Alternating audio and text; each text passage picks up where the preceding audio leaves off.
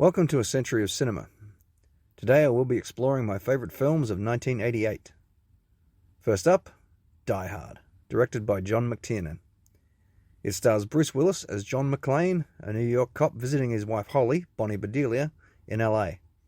Nakatomi Plaza, to be precise, where her company is having a Christmas party. Soon the party is invaded by a group of terrorists led by Alan Rickman's Hans Gruber. John manages to escape detection and proceeds to try and thwart them with the help of LAPD officer Al Powell and the hindrance of the rest of the cops and the FBI. Of course, it turns out that Hans and his cronies aren't actually terrorists, but thieves, there to raid the vault. Die Hard is probably the greatest action film ever made, often copied, never equaled. Basically, everything is top-notch. The technical aspects like sound, editing, stunts, effects, and Jan de Bont's gorgeous cinematography, plus career best efforts from screenwriters Jeb Stewart and Stephen E. D'Souza, and director John McTiernan, with Stewart and D'Souza crafting a great action story with its tongue firmly planted in its cheek, and McTiernan delivering a perfectly paced film with space for the actors to shine. Shining brightest are Alan Rickman and Bruce Willis. There is definitely good support too from Bedelia, Reginald VelJohnson as Powell, Devereaux White as Argyle, the limo driver, Hart Bochner as Ellis, your classic slimy corporate guy, Alexander Godunov as the Terminator-like henchman Carl, another great jerk-off role for the Breakfast Club's Paul Gleason as the LAPD deputy chief, and the second iconic 80s despicable prick played by William Atherton, sleazy reporter Richard Thornburg. But Willis and Rickman are basically the best hero and villain combo this side of Batman and the Joker.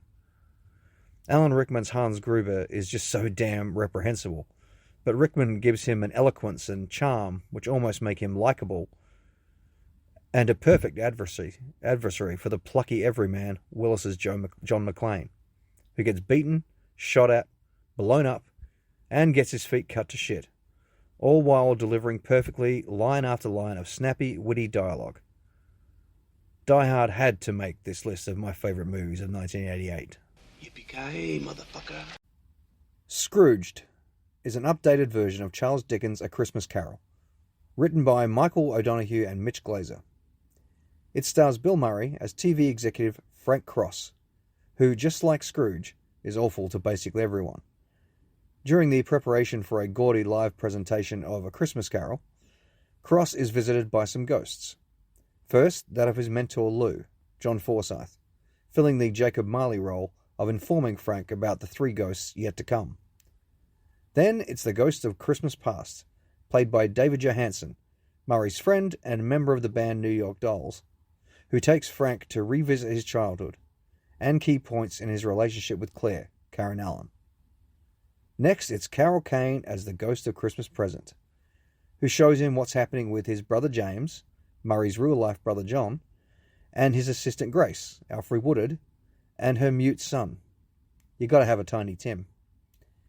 Last of all, the ghost of Christmas Future, the classic Grim Reaper-type figure, who shows Grace's son in a padded cell, a bitter and cruel Claire, and finally, Frank's cremation.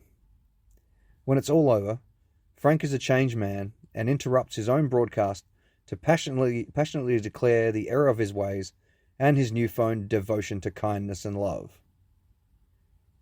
Scrooged is my favourite version of the Dickens classic, taking the essence of the story, updating it, and making it the funniest Christmas movie ever made. 88 had a couple of awesome holiday films, Die Hard and this. Thanks to an excellent script by O'Donoghue and Glazer, for my money the best work of either, and the comedic brilliance of the inimitable Bill Murray. You can see her nipples. I want to see her nipples. But this is a Christmas show. Well, Charles Dickens would have wanted to see her nipples then. You can hardly see them nipples. See, and these guys are really looking. This is also one of my favourite Richard Donner films. Only his Superman work could possibly match it.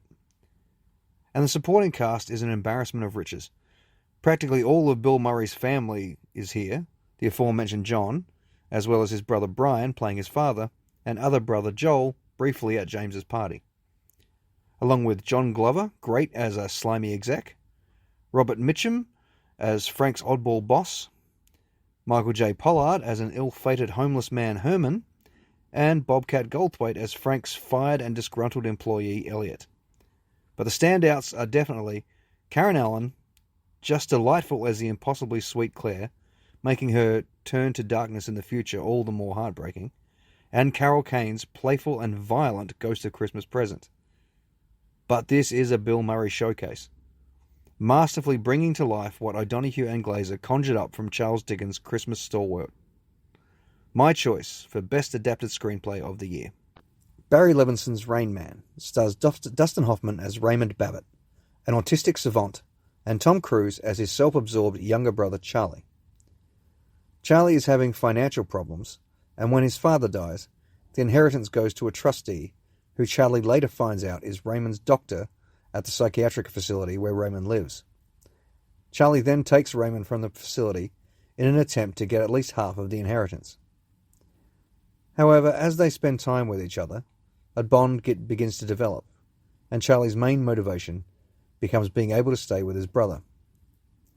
Rain Man won a slew of awards, including Oscars for Best Picture, Director, Screenplay, and Actor for Hoffman, and it introduced society at large to autism, albeit in a limited capacity, highlighting the rare savant part of autistic savant. And this is before we really had much clue about the autism spectrum. Hence, the film is best viewed, as I first saw it, through that lens. However, what remains most impressive about the film is Dustin Hoffman's performance. He completely immerses himself into the character of Raymond Babbitt, displaying unwavering commitment to his craft, and once again proving himself one of the greatest actors of the 20th century. And by the way, this is probably as good as Cruise ever gets too. A lot depends on the character of Charlie, and Cruise is appropriately despicable in the beginning and conveys very well the gradual change that occurs thanks to Raymond. A key scene for both Cruise and Hoffman is when Charlie finds out that Raymond is the one who used to sing to him when he was little, the one Charlie knew as Rain Man, and the revelation of why Raymond was institutionalized in the first place. I want burn baby. Water. Hot water burn baby? What baby? Me? Yeah. Me? Yeah. Easy. Water. Ray. Hot water. Hot water. Burn baby. Not burn. The film is beautifully directed by Levison and shot by John Seale, and the screenplay by Ronald Bass and Barry Morrow is one of the best of the year. However, it will be forever remembered for the performance of Dustin Hoffman, my clear choice for Best Actor of 1988. The Accused stars Jodie Foster as Sarah Tobias, a young woman who is gang raped in a bar. The DA assigned to her case, Catherine Murphy, played by Kelly McGillis, cuts a deal with the rapists, which angers Sarah since her attackers will not go down for rape, but reckless endangerment. Then, after an incident where Sarah is hassled by one of the spectators of the rape, Catherine comes up with an idea to charge these spectators with criminal solicitation, which will not only allow Sarah to tell her story, but also prove the rape and negate the previous plea deal. The key to the prosecution is the young man who called 911 the night of the rape, Kenneth Joyce, played by Bernie Colson, who was also a friend of one of the rapists. And it is through his testimony when the events of the night in question unfold before our eyes in one of the most devastating sequences in film history, largely due to the astounding performance of Jodie Foster. There are many things to like about The Accused. I think it's the best work of both screenwriter Tom Topor and director Jonathan Kaplan, and I've also never appreciated Kelly McGillis more.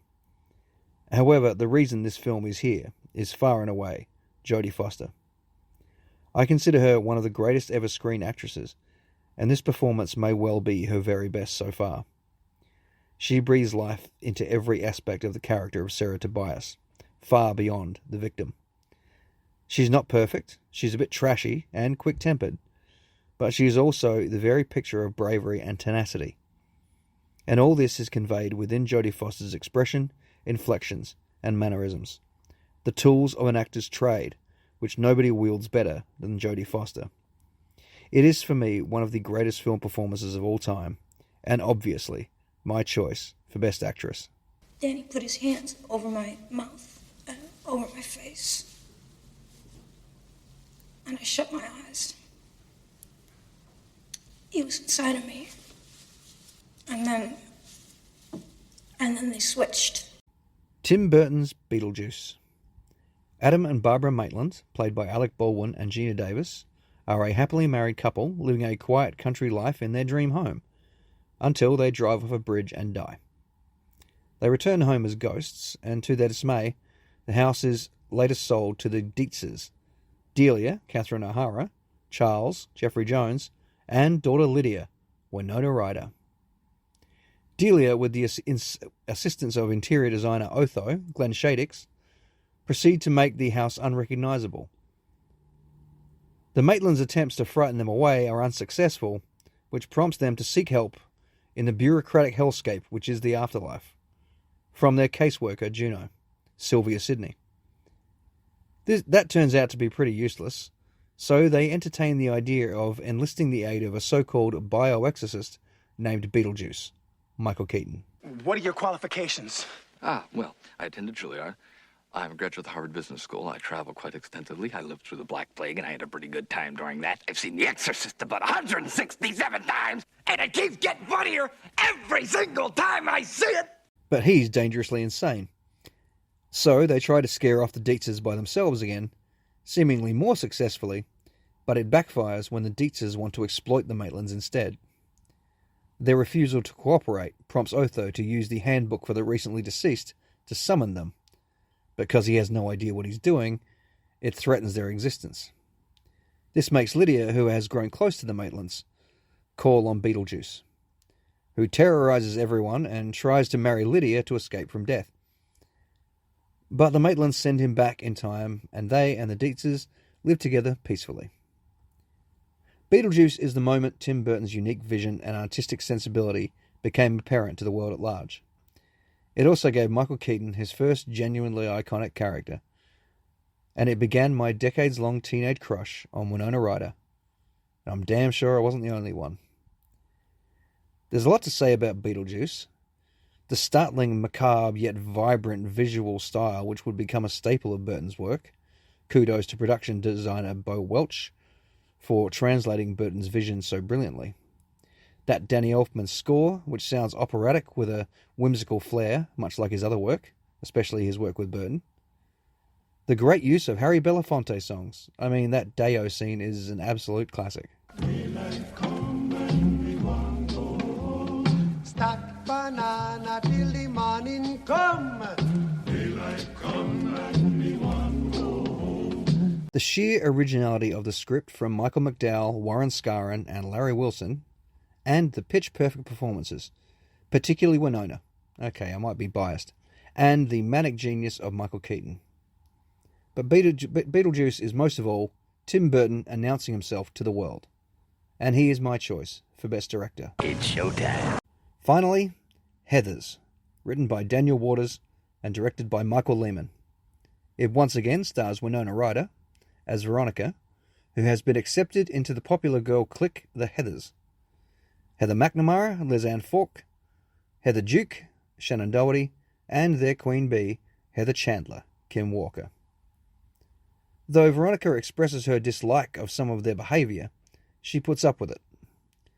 Things take a turn when she meets J.D., Christian Slater, a cool, eloquent bad boy.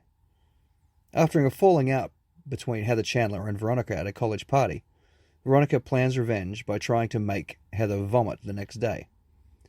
However, J.D. gives her a cup of drain cleaner and she dies. Thanks to Veronica's forgery skill, they make it look like a suicide, which somehow makes Heather more popular than ever and teen suicide kind of fashionable. After some locker room lies from football players Kurt and Ram about Veronica start to spread, J.D. tricks Veronica into helping him kill them and make it look like a gay suicide pact, resulting in one of my favourite moments of the movie, their funeral. My son's a homosexual. and I love him. I love my dead gay son. How do you think he'd react to a son that had a limp wrist with a pulse? Veronica has had it with JD after this, but soon the heretofore demure Heather Duke starts picking up where Heather Chandler left off. Veronica assumes JD wants to kill Heather, but he has bigger plans, like blowing up the whole school and making it look like mass suicide. And it's up to Veronica to stop him. Heathers is quite simply one of my all-time favourite movies. I've watched it so often that I can recite every line. And while I will admit a fair chunk of that love is due to Winona Ryder, 1988 was the beginning of my Winona Mania decade, I am equally impressed with Christian Slater as JD. I 100% wanted to be him, but, less murderous. And Daniel Waters' magnificent screenplay. It is not only riddled with great quotable as hell lines, "Fuck me gently with the chainsaw." It is also an excellent story with memorable characters all the way down the roster. And it was the touchstone for Generation X outcasts and malcontents. And for this malcontent, Daniel Waters easily nabs Best Original Screenplay. And Heathers is my best picture of 1988. Doesn't this cafeteria have a no fags allowed rule? Oh, yeah. They seem to have an open door policy for assholes, though, don't they? What did you say, dickhead? I'll repeat myself. Join me next time on A Century of Cinema when I will be discussing my favourite films of 1989. Let's go get a slushie.